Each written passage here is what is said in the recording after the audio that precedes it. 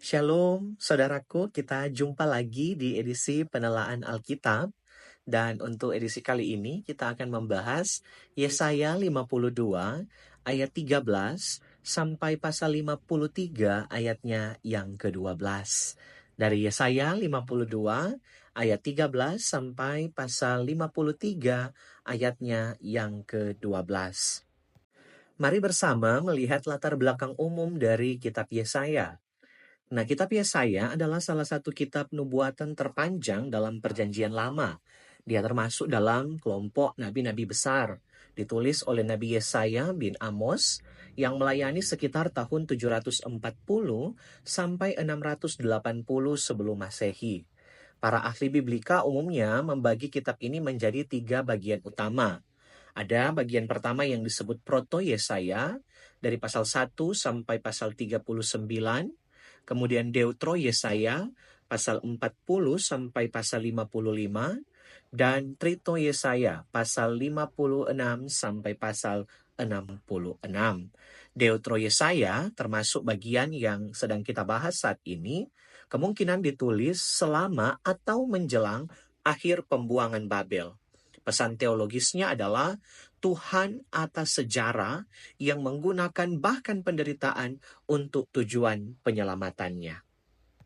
Selanjutnya, latar belakang khusus untuk bagian ini.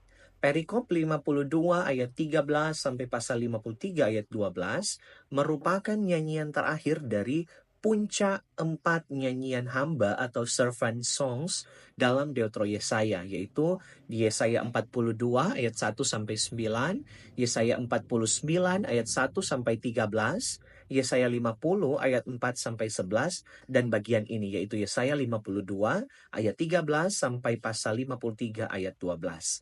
Bagian ini sering disebut sebagai nyanyian hamba yang menderita dan merupakan salah satu teks mesianik yang penting di Perjanjian Lama. Nyanyian ini disampaikan pada konteks historis ketika bangsa Israel berada dalam pembuangan di Babel, mengalami kehilangan identitas nasional, jauh dari tanah perjanjian, dan mempertanyakan masa depan mereka sebagai umat Allah. Struktur teks ini sangat menarik karena dimulai dari pasal 52 ayat 13 sampai 15 dan diakhiri di pasal 53 ayat 11 sampai 12 dengan perkataan Tuhan sendiri tentang hambanya.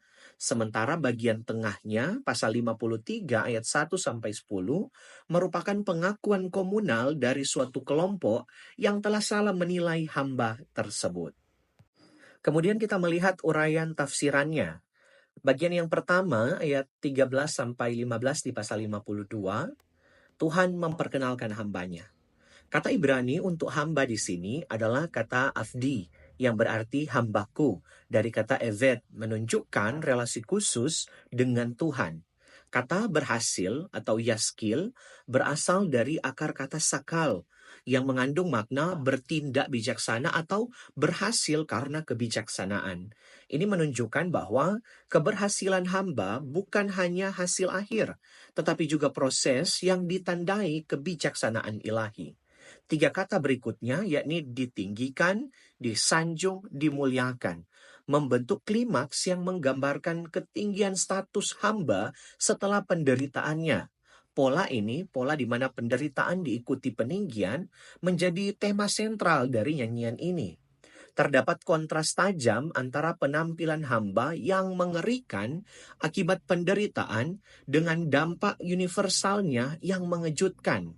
Kata Ibrani yazeh membuat tercengang dalam ayat 15 memiliki makna dasar memercikkan yang dalam konteks ritual perjanjian lama berkaitan dengan penyucian. Ini menyiratkan fungsi penebusan dari penderitaan sang hamba. Para ahli biblika mencatat bahwa struktur kalimat banyak orang tertegun dan banyak bangsa tercengang menunjukkan implikasi universal dari karya sang hamba melampaui batas-batas Israel. Selanjutnya, pasal 53 ayat 1 sampai 10 tentang kesaksian komunal tentang penderitaan hamba. Pertanyaan retoris pada awal bagian ini mengindikasikan ketidakpercayaan terhadap wahyu ilahi yang mengejutkan. Kata berita atau shemu atenu secara harfiah berarti apa yang kami dengar, merujuk pada pewahyuan ilahi. Tangan Tuhan adalah metafora untuk kuasa Allah yang bekerja dengan cara tak terduga. Kata Ibrani bazah dihina dan kata kadal dihindari menggambarkan penolakan sosial yang ekstrim.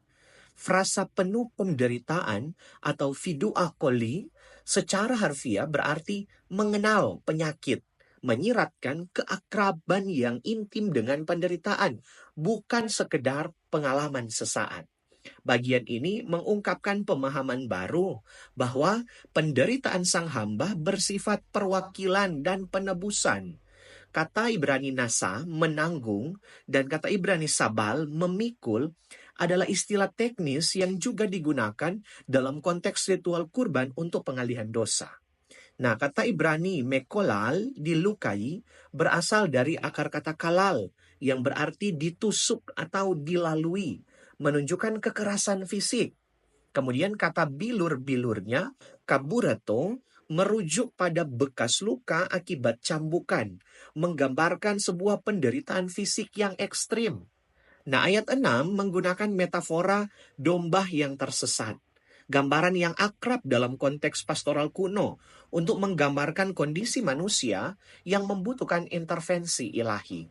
Kemudian ada kata Ibrani nagas, ditindas, biasanya merujuk pada penindasan sosial ekonomi. Namun di sini kata tersebut digunakan untuk menggambarkan ketidakadilan yuridis. Paralel yang tercipta, dia membiarkan diri ditindas. Dan kalimat tidak membuka mulutnya menekankan ketundukan sukarela dari sang hamba. Ayat 8 cukup sulit diterjemahkan dan telah menghasilkan berbagai interpretasi. Frasa meotser umim spat, penahanan, dan penghukuman menunjukkan proses hukum yang kemungkinan tidak adil yang dialami. Ayat 9 menyebutkan kematian dan penguburan sang hamba. Orang fasik atau resyaim dan orang kaya atau asyir menciptakan paralelisme yang menekankan kontras antara kematian memalukan dan penguburan yang terhormat. Ayat ini kembali ke perspektif teologis, menegaskan bahwa penderitaan hamba adalah bagian dari rencana ilahi. Kata Ibrani meremukan, dakeo, menggambarkan penghancuran total. Kurban penebus salah atau asyam adalah terminologi ritual yang spesifik yang merujuk pada korban khusus untuk penebusan pelanggaran terhadap kekudusan. Kemudian bagian selanjutnya pasal 53 ayat 11 dan 12, Tuhan menegaskan keberhasilan sang hamba. Klausa ia akan melihat terang, or, terdapat dalam gulungan Laut Mati dan Septuaginta tetapi tidak terdapat dalam teks Masoret. Klausa ini memberikan rujukan eksplisit tentang pemulihan hamba setelah kematian. Kalimat menyerahkan nyawanya, he'era lamavet nefso, secara harfiah berarti mencurahkan jiwanya sampai mati, menggambarkan penyerahan diri yang total dan sukarela. Ayat penutup menegaskan bahwa sang hamba akan mendapat bagian bersama-sama dengan orang-orang besar. Ungkapan yang menggambarkan kemuliaan dan kehormatan luar biasa sebagai hasil dari pengorbanannya. Kita beralih pada makna teologis. Nyanyian hamba yang menderita ini memiliki beberapa signifikansi teologis yang penting. Pertama, teks ini menghadirkan pemahaman yang revolusioner bahwa penderitaan tidak selalu merupakan hukuman, tetapi dapat menjadi sarana Allah untuk membawa keselamatan. Ini mengubah paradigma retribusi tradisional yang mendominasi pemikiran Israel. Kedua, nyanyian ini mengartikulasikan konsep penebusan substitusioner, di mana seseorang menanggung hukuman demi orang lain. Gagasan yang kemudian menjadi sentral dalam teologi Kristiani. Hal ketiga, meskipun berakar dalam konteks Israel, nyanyian ini menunjukkan implikasi universal dari karya sang hamba yang mencakup banyak bangsa dan raja-raja. Hal keempat, teks ini mengungkapkan paradoks bahwa kelemahan dapat menjadi kekuatan, kehinaan dapat membawa kemuliaan, dan kematian dapat menghasilkan kehidupan. Pembalikan nilai yang menjadi ciri khas dari wahyu ilahi. Dengan demikian, bagian ini akan berimplikasi bahwa dalam budaya yang cenderung menghindari penderitaan, nyanyian ini mengajarkan bahwa penderitaan dapat memiliki makna dan tujuan redemptif atau penebusan. Gereja dipanggil untuk tidak menghindar dari penderitaan, tetapi menemukannya sebagai jalan partisipasi dalam karya Kristus. Model hamba yang menderita memberikan paradigma pelayanan yang berbeda dari model kepemimpinan duniawi. Gereja dipanggil untuk memimpin melalui pelayanan dan pengorbanan diri, bukan dominasi dan kekuasaan. Implikasi universal dari karya sang hamba mengingatkan gereja akan mandat misinya yang mencakup semua bangsa, menerobos batas-batas etnis, sosial, dan budaya. Nyanyian ini juga mengajarkan bahwa Allah bersolidaritas dengan yang menderita. Gereja dipanggil untuk hadir di tengah penderitaan manusia sebagai perpanjangan tangan Kristus. Kita beralih ke pertanyaan untuk diskusi. Pertanyaan pertama, menurut Yesaya 52 ayat 13 sampai 53 ayat 12, siapakah hamba Tuhan yang menderita itu? Nah, identitas hamba Tuhan dalam Yesaya 52 ayat 13 sampai 53 ayat 12 telah menjadi subjek interpretasi yang beragam sepanjang sejarah.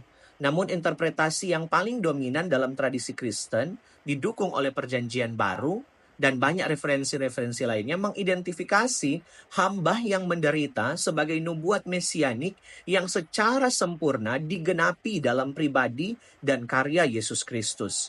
Deskripsi tentang penderitaan, kematian, dan peninggian sang hamba secara mencolok selaras dengan pengalaman Yesus dari penolakan publik, penganiayaan fisik, kematian sebagai kurban penebus salah untuk dosa orang banyak, hingga kebangkitan dan peninggiannya. Gambaran tentang hamba yang menanggung kesakitan kita, memikul penderitaan kita, dan oleh bilur-bilurnya kita menjadi sembuh, mengungkapkan makna penebusan dari penderitaan Kristus yang menghasilkan pengampunan dan pemulihan bagi manusia.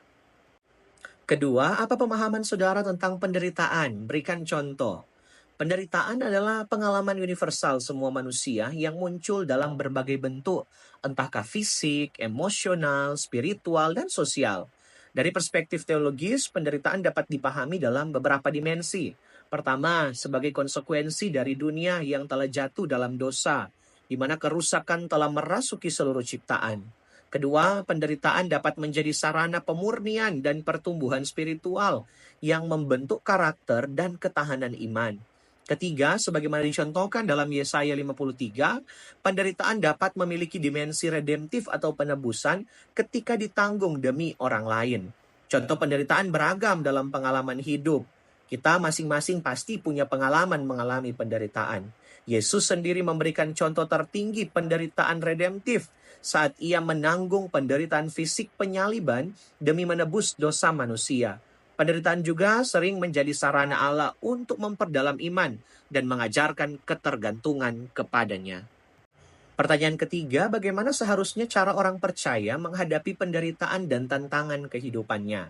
Nah, orang percaya diajak untuk menghadapi penderitaan dengan pemahaman bahwa Allah hadir bersama mereka dalam pergumulan tersebut. Pertama, kita perlu mengenali dan mengakui realitas penderitaan tanpa berusaha meminimalkannya atau berpura-pura kuat. Kedua, kita perlu memaknai penderitaan dalam kerangka karya Allah yang lebih besar. Mengakui bahwa Allah dapat mempergunakan bahkan pengalaman paling menyakitkan untuk kebaikan. Ketiga, kita dipanggil untuk mencari kekuatan dari Allah melalui doa, firman, dan persekutuan. Keempat, mengikuti teladan Kristus. Kita dapat mentransformasi penderitaan pribadi menjadi sarana berkat bagi orang lain, berbagi penghiburan yang telah kita terima. Keenam, orang percaya juga dipanggil untuk aktif mengurangi penderitaan orang lain melalui tindakan belas kasih dan keadilan.